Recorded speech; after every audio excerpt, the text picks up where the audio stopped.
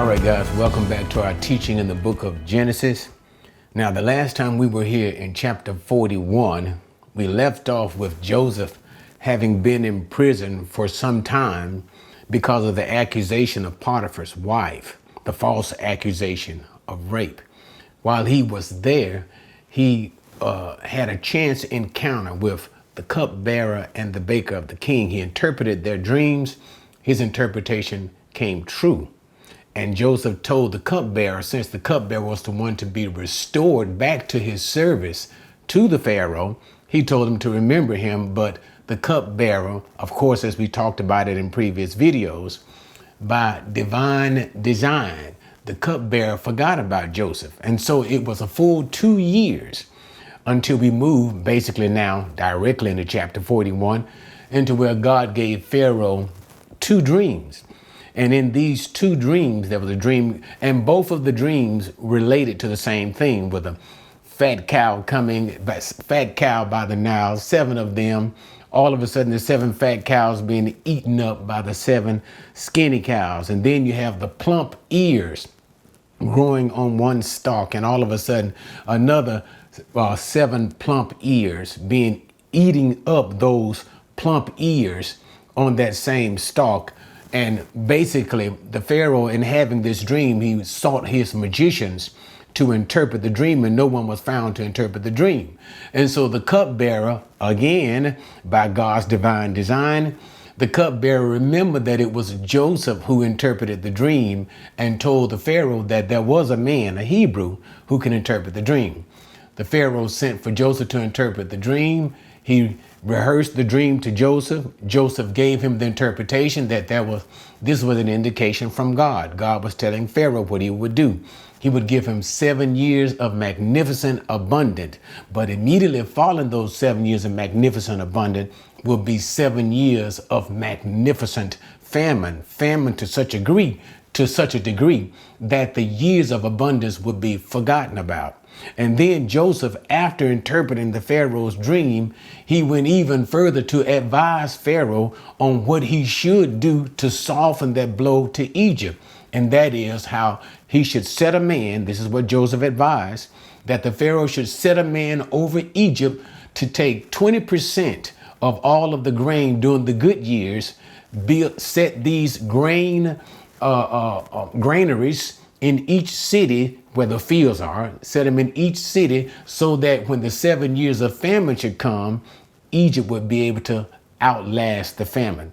The Pharaoh was so impressed by Joseph's both interpretation and his counsel that he was moved to set Joseph not just simply over the endeavor itself, but over the entire land of Egypt, making Joseph, or should I say, putting Joseph in authority second only to the Pharaoh.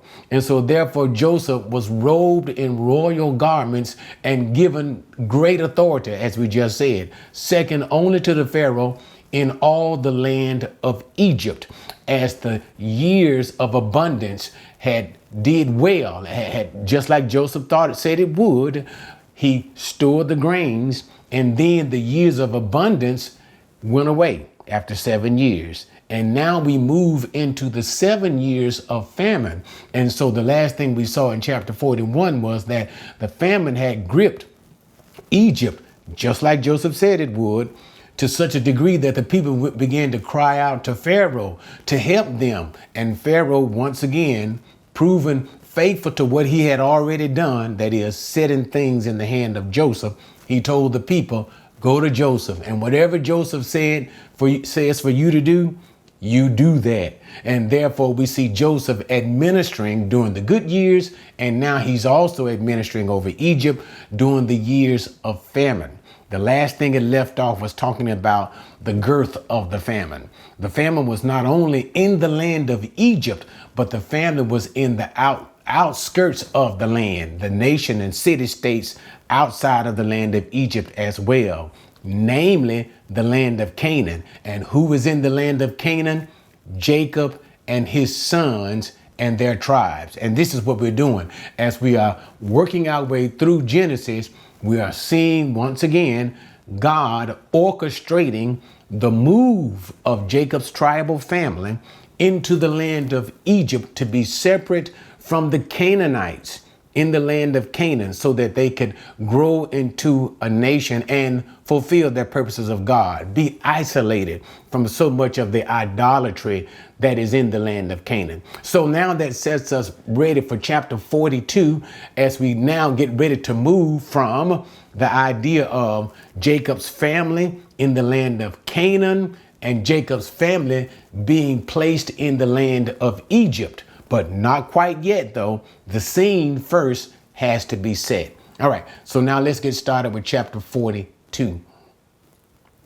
Now Jacob saw that there was grain in Egypt, and Jacob said to his sons, "Why are you staring at one another?" He said, "Behold, I have heard that there is grain in Egypt. Go down there and buy some for us from that place, so that we may live and not die." Then 10 brothers of Joseph went down to buy grain from Egypt. But Jacob did not send Joseph's brother Benjamin with his brothers, for he said, "I'm afraid that harm may befall him." So the sons of Israel came to buy grain among those who were coming, for the famine was in the land of Canaan also. And verse number 5 sets the scene for us exactly. The famine was not only gripping Egypt, but the famine was also gripping the land of Canaan. And so therefore, Jacob, as the head of the tribal family, Jacob says to his sons, "Why are you sitting around here looking at one another? Go and buy land, go and buy grain, because I've heard that there is grain of plenty in the land of Egypt." And so he prepares his 10 sons to go down there to buy grain from Egypt.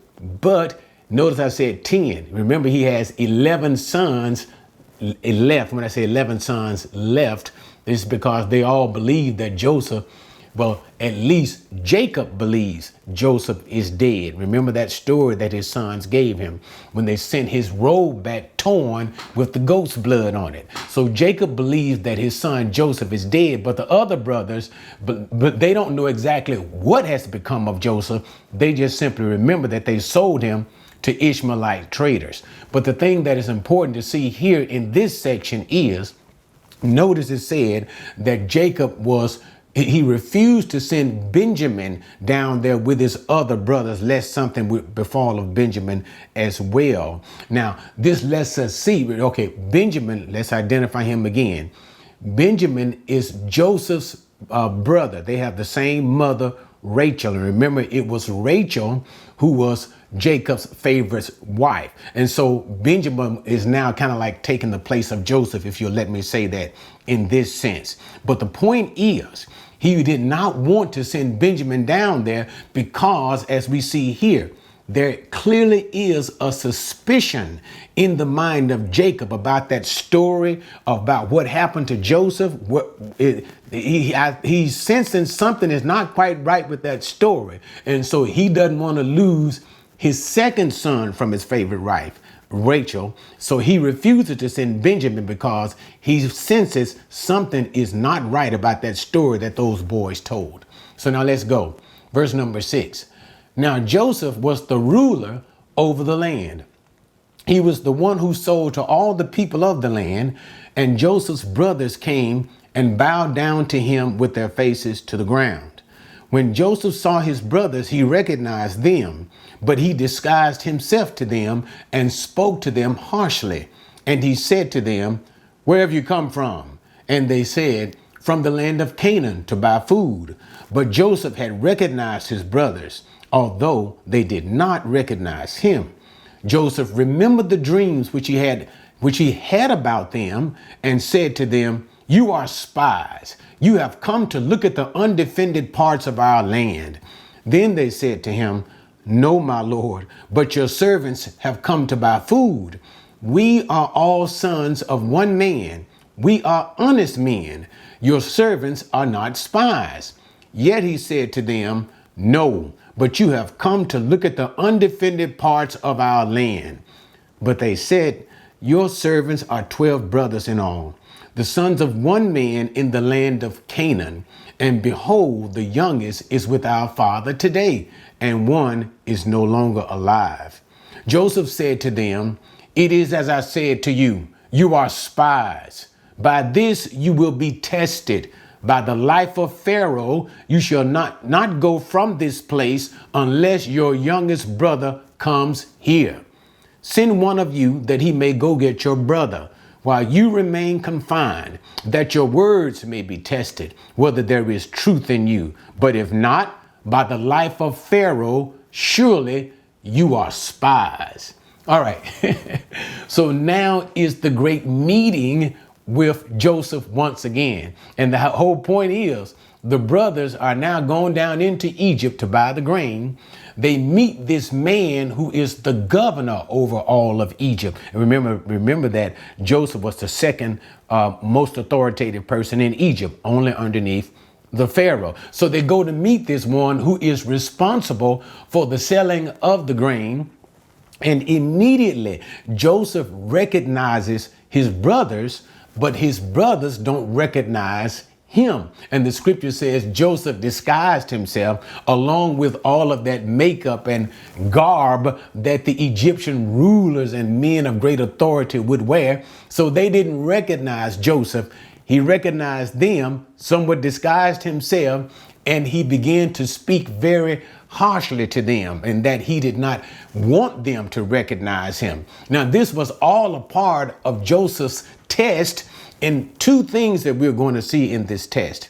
We're going to see the testing to test the character of his brothers, to see whether or not his brothers indeed have changed. Okay, so Joseph is not being unduly harsh against them, but he is trying to discover certain things about them himself. And the only way to truly discover it is so that he himself would remain hidden to his brothers. So one thing he wants to discover about the character of his brothers. Have you changed? Remember, it was these brothers who sold. At first, they wanted to kill him.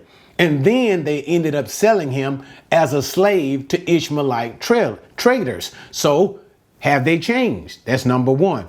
And two, what we're going to see in this so-called testing is Joseph understands, remember, he understands his own dream about the famine that's to hit the land and how long the famine would last and how that the famine would cause such great devastation.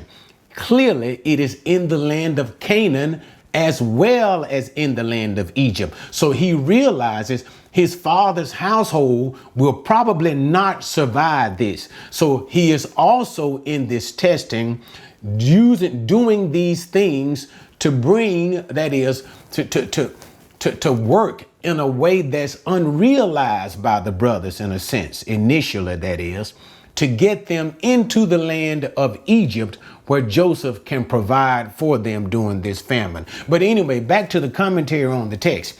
And so as they're there and asking Joseph for food, seeking to buy food, Joseph accuses them of being spies.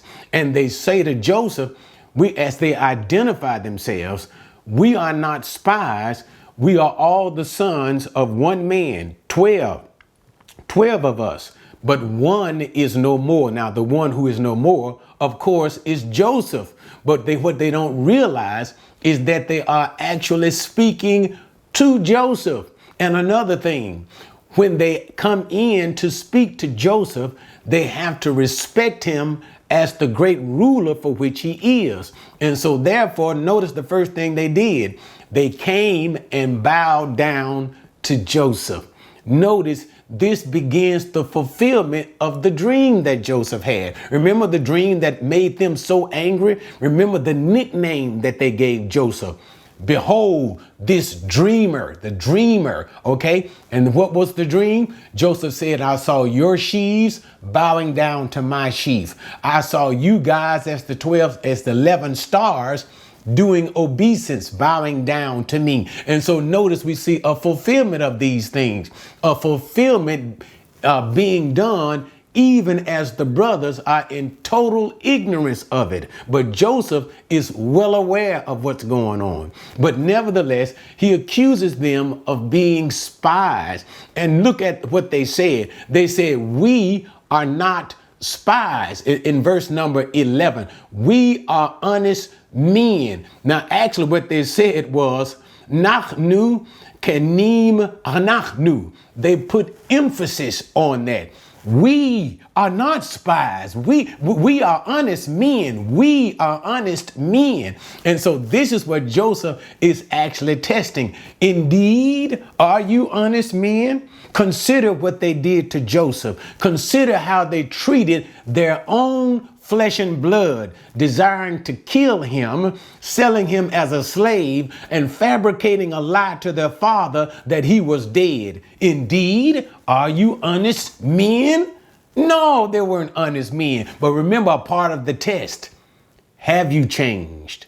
Are you honest men? But anyway, and so Joseph said, no, you are spies. And so he keeps the game going.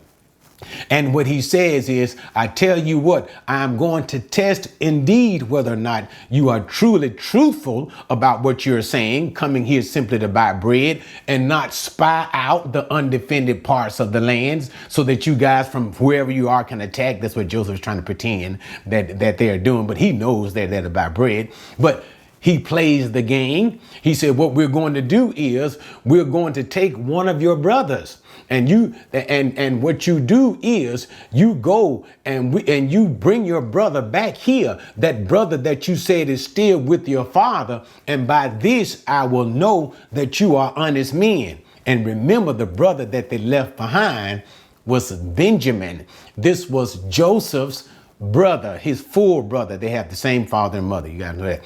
Rachel is the mother of both Joseph and Benjamin. And no doubt in this test, it also would soothe Joseph's heart to see his own brother again after so many years. Remember, when Joseph came into Egypt, he was 17. When Joseph came before Pharaoh, he was 30 years of age, 13 years. And the years of abundance were what? 7 years. So we got 13 plus 7. It's been 20 years since Joseph has seen any of his brothers, even his brother Benjamin. And so he tests them to go and get their other brother.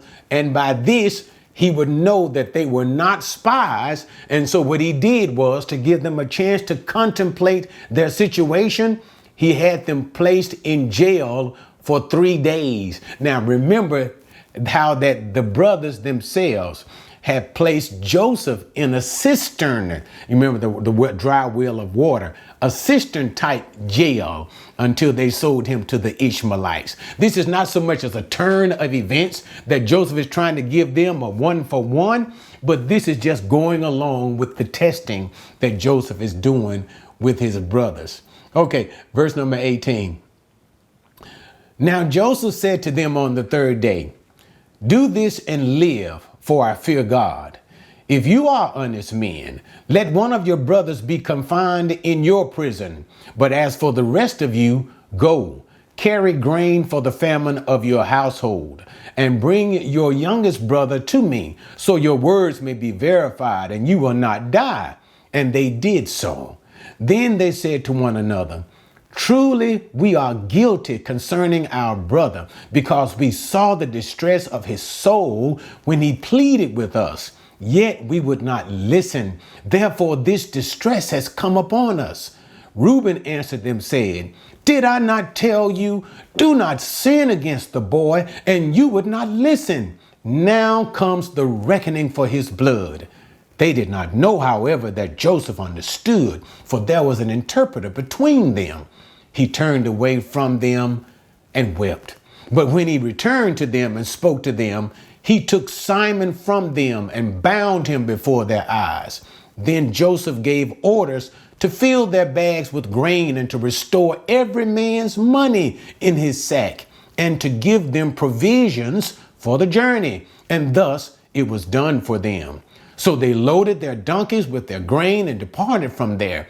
As one of them opened his sack to give his donkey fodder at the lodging place, he saw his money, and behold, it was in the mouth of his sack. Then he said to his brothers, my money has been returned, and behold, it is even in my sack. And their hearts sank, and they turned trembling to one another, saying, what is this that God has done to us? Okay, now there's a great part here. As Joseph seemingly moving to put the fear of God in them. So Joseph, after allowing them to stay in the prison for 3 days, he releases them. And he uses the excuse, because remember now, in the mind of Joseph, he ultimately wants to provide for his family back in the land of Canaan. But nevertheless, he continues the ruse. And so he says, okay, I fear God. He probably said to them, in trying to keep the distance, in that he is some sort of an Egyptian ruler, I fear the gods. But nevertheless, he said, I fear God. So here's what you do. You leave one of your brothers. We're going to take Simon, your brother, and we're going to send the rest of you back home to bring your brother back. And so he filled their sacks up full of grain as well. Now notice, you can see the care and concern and provision that he had for his brothers, the love he had. Not only did he fill their sacks up to take back home for the family, but also he gave them provision along the way, so that those 10 boys would have something to eat themselves. And then on top of that, he gave all of their money back. And the reason Joseph didn't need the money, and again, the care and concern that he had for his family. Okay, so this is what Joseph is doing. He's showing the care. But also, too, they will discover these things, and whatever they're going to get from that, we'll talk about that as we go down the road. But anyway, so what happens? So he fills that sack up, and all of a sudden he takes, in a dramatic sense, he takes Simon from among them, and he has him bound and shackled and put in prison. And the thing is this: until you come back to me with your younger brother Benjamin, I will believe that you are spies, and I am going to keep your brother Simon.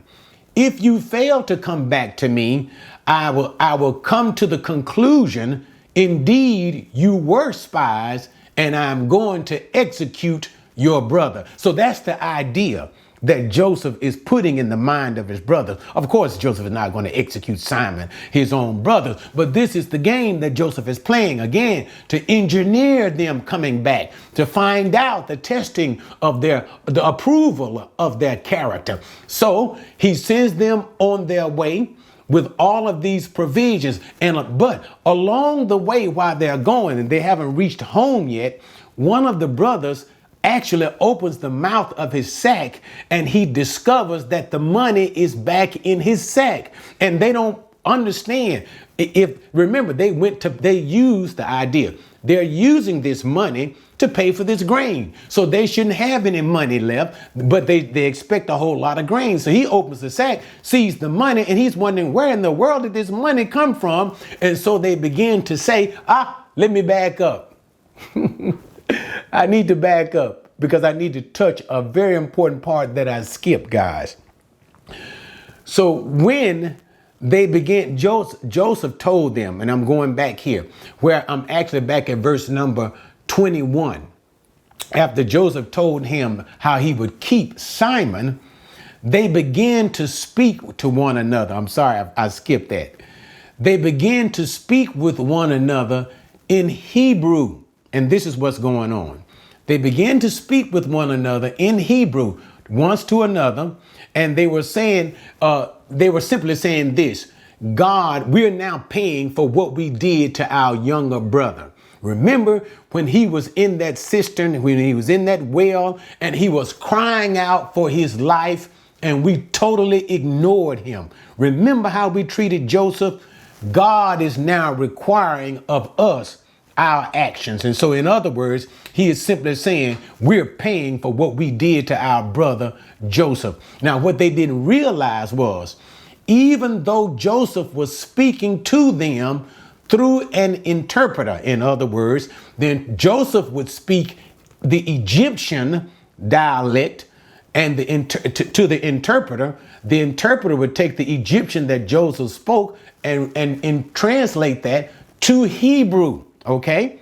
And so Joseph was pretending that he only spoke Egyptian. And so therefore, as the brothers were talking amongst themselves, they talked in the presence of Joseph in their native language, but they had no idea it was their brother Joseph who knew how to speak Hebrew. And so when Joseph heard what they were saying, he was touched in his heart. And I think then the realization began to dawn on him that they were changed. But it's not clear as well, because they could be simply feeling sorry for themselves because of fear of divine repercussions from God for what they did to Joseph. Okay, not that they've been changed. So it's not really clear to Joseph. But nevertheless, Joseph was so moved by this. He was so moved by this that he had to leave the room. He started crying. And once he got himself back together, he came back in the room. And that's when he had Simon shackled in front of them and sent them on their way with all of the grain and their money back in the sack. So now we're back here to when they finally get to a lodging place, a place to stop along the way on their way home. And they discover the money is in the sack. And it was just one of the brothers discovered the money was in the sack. Okay, at this time. And that all of a sudden they truly begin to be afraid, wondering that truly God must be seeking vengeance for what the brothers did to Joseph. Okay. And so that's what they were saying. What has God done to us? The time of vengeance is now. All right, let's move. Verse number 29. When they came to their father Jacob in the land of Canaan, they told him all that had happened to them, saying, the man, the Lord of the land, spoke harshly with us and took us for spies of the country. But we said to him, we are honest men. We are not spies.